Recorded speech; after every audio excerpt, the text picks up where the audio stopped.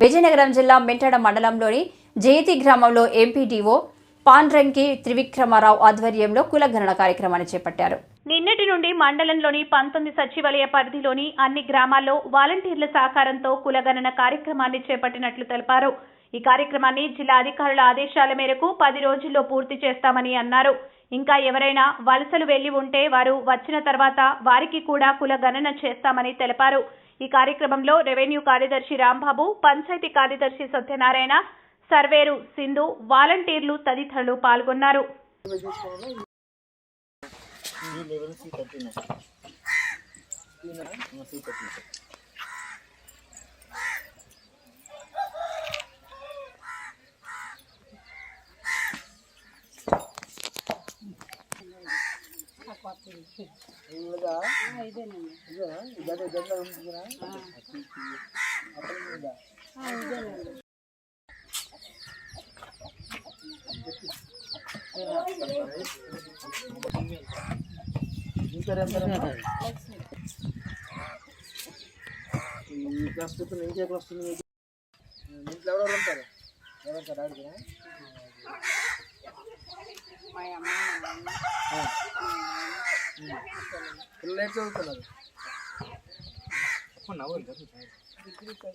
Caste certificate ఉందా?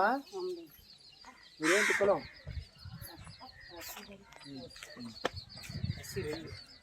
మీ కులం ఏదైనా దాని మీద ప్రభుత్వం ఇప్పుడు సర్వే చేయిస్తుంది.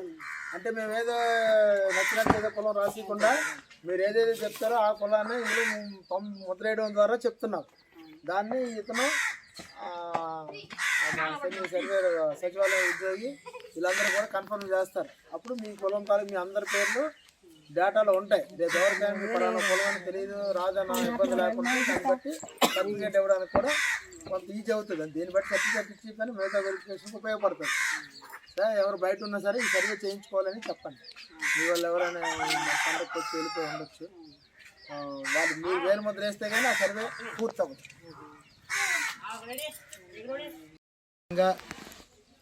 వికసిత్ భారత్ సంకల్ప యాత్ర పోరాం మరియు ఉద్దం గ్రామాల్లో జరుగుతూ ఉంది. కేంద్ర ప్రభుత్వ ప్రాయోజిత కార్యక్రమాల్లో లబ్ధిదారులు అలాగే పథకాల గురించి చెప్పడము, ప్రధానమంత్రి మోడీ గారి సందేశం ఆడియో విజువల్ చూపించడము, తర్వాత ఎవరైనా పథకాల్లో అనుసంధానం కాకపోతే వారికి చేసుకోమని చెప్పడం, ఇదంతా కూడా పోరాం గ్రామంలో కార్యక్రమంగా చేయడం జరిగింది. తదుపరి పోరాము అలాగే ఇప్పలవలస మరి ప్రస్తుతం జైతి గ్రామాల్లో కూడా మరి నిన్న రోజున ప్రారంభించబడిన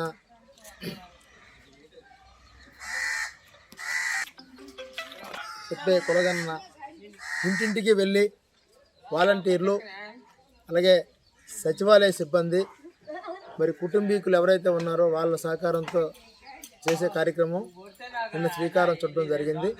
19 సచివాలయాల్లోనూ ఈ కార్యక్రమం అనేది జరుగుతూ ఉంది.